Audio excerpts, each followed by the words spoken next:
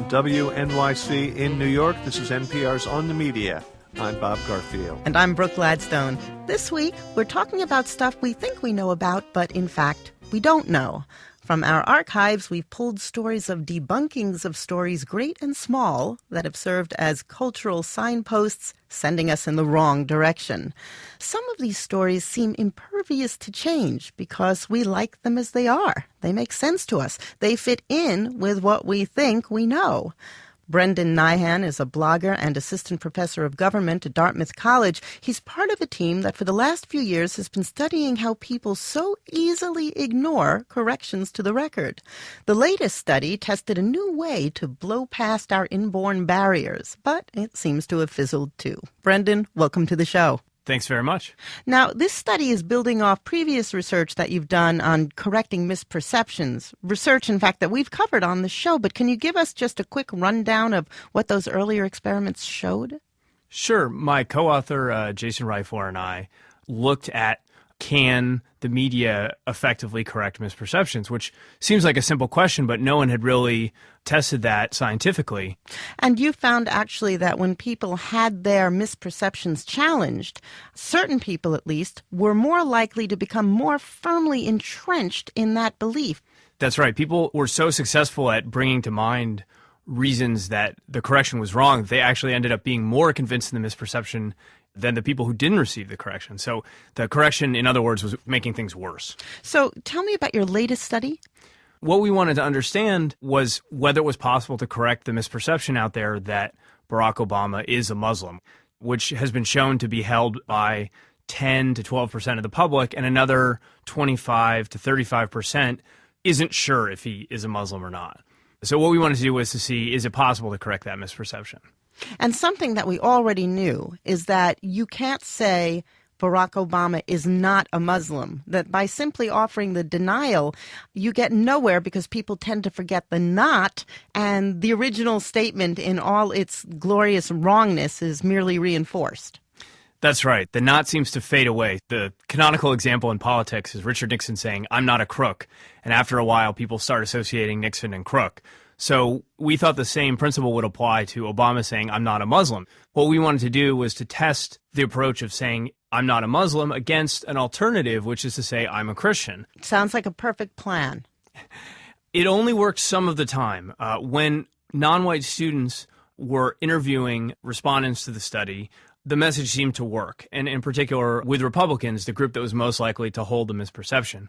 But what happened when it was only white students administering the experiment was precisely the opposite. The correction appeared to actually make things worse. And did you assume that when they said that they believed him when talking to your students who were not white, then your subjects were lying?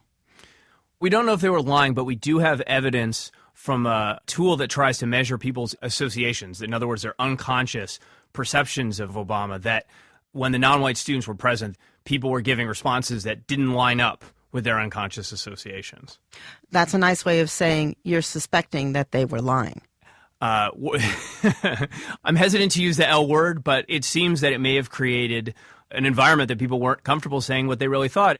And yet, we'll be talking later in the show about the tendency of people to lie about their own racism to pollsters. The Bradley effect is actually a myth. That's right. That's a very interesting study. It may be the fact that our experiment was conducted in person, whereas most of the polls that go into these studies of the so-called Bradley effect are conducted over the phone. Mm-hmm. Now, you've spent years doing studies on correcting misperceptions, and you also ran Spinsanity, which is a political fact-checking website that was a precursor to sites like FactCheck and PolitiFact. What do you think is the best way to combat misperceptions?